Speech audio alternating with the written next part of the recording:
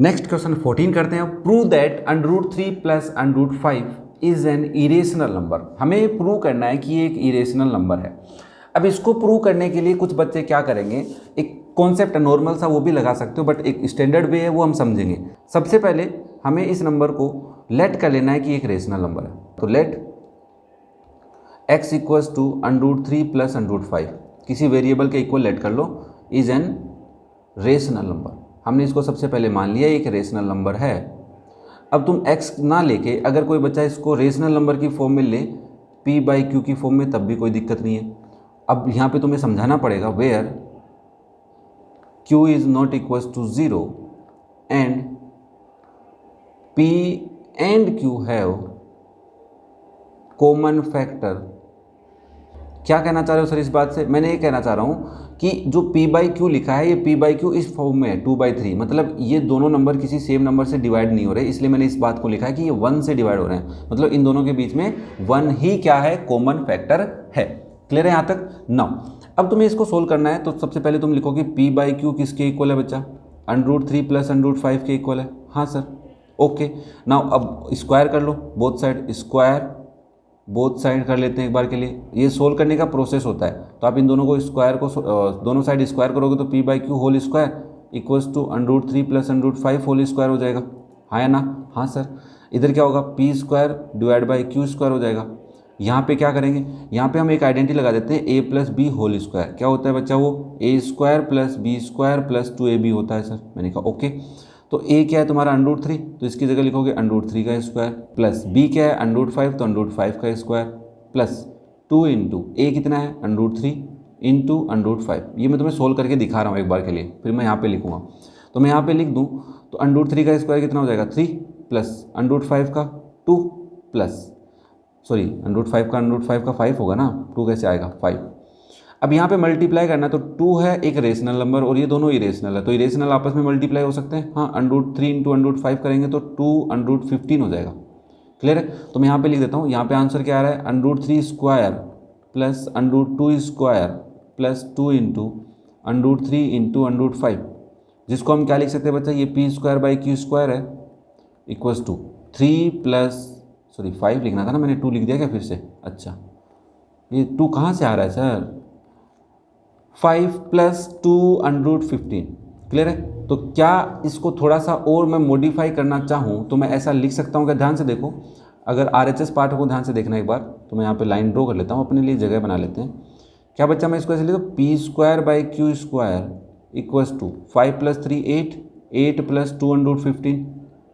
हाँ सर। अब अगर थोड़ा सा देखूँ तो इस 8 को इधर ले जाऊँ। हाँ ले जाओ सर। तो ये हो जाएगा p square by q square minus 8 equals to 2 √15। हाँ सर। अब ये √15 दिख रहा है तुम्हारे को, इसकी वैल्यू तुम्हें अगर कैलकुलेट करनी हो तो √15 क्या हो जाएगा सर? ये जो 2 है इधर डिवाइड में आ जाएगा, तो इधर डिवाइड में आएगा, इसको 1/2 into p square by q square minus 8 लिख सकते हैं। कुछ नहीं किया मैंने, दोनों को रोटेट किया बस।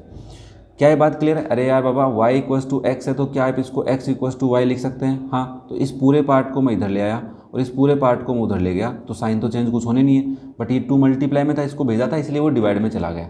ओके सर, यहाँ तक बात क्लियर है।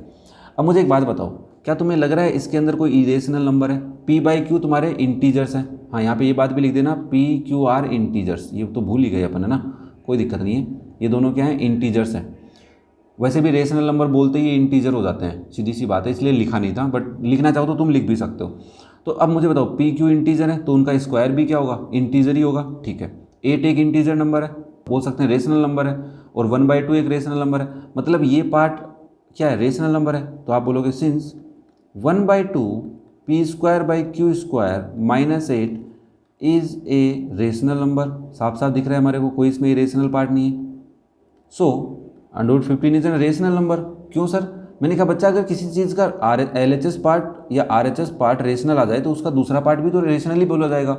हाँ सर, बात तो सही है आपकी। मैंने कहा अगर ये पार्ट रेशनल है तो ये वाला पार्ट भी रेशनल ही है फिर तो। बट हमें पता है सर √15 एक ही रेशनल नंबर है। अरे हाँ या ना बोलो? हाँ सर, हमें तो इतना तो पता है। तो आप लिखोगे यहाँ पे since √15 is an irrational number. हमें तो ये पता है। अच्छा, ये रेशनल नंबर है तो इसका मतलब हमने ये जो सॉल्यूशन किया है तो लेट गलत कर लिया हमने कि √3 + √5 एक रेशनल नंबर है। ओके, इसका मतलब ये रेशनल है तो ये वाला पार्ट भी रेशनल है। हाँ सर, ये बात तो आपकी सही है कि अगर इधर वाला पार्ट इरेशनल है तो उधर वाला पार्ट भी इरेशनल बोला जाएगा फिर तो। ओके, तो इसका मतलब है हमने गलत अजम्पशन लिया था, हमने लेट क्या कर लिया, गलत कर लिया। तो आप लिखोगे therefore we let wrong assumption, हमने गलत अजम्पशन लेट कर लिया। Therefore √3 + √5 is an irrational number. Sir ये क्या बात हुई, क्या कुछ गलत लेट कर लेते हो, कभी क्या कर लेते हो? मैंने कहा यही तो समझना है यार, मैथ में कुछ चीज़ें होती हैं जो स्क्रिप्टेड होती हैं। तो ये स्क्रिप्ट एक कि आपको इरेशनल नंबर प्रूव कैसे करना है, तो पहले उसको रेशनल लो, फिर उसको सोल्व करो, फिर उसको सोल्व करके ये दिखा दो कि उसके अंदर जो नंबर है जिसको आपने लेट किया था, तो हमने यहाँ पे यही तो दिखाया कि p² / Q² - 8 की इरेशनल है। अब भाई 1/2 तो तुम कैसे बोल दोगे इरेशनल है, नहीं बोलोगे। 8 भी इरेशनल नहीं बोलोगे, बट p² / Q² क्या बोलोगे, इरेशनल बोलोगे। और कोई नंबर अगर स्क्वायर इरेशनल तो स्क्वायर रूट भी इरेशनल होगा।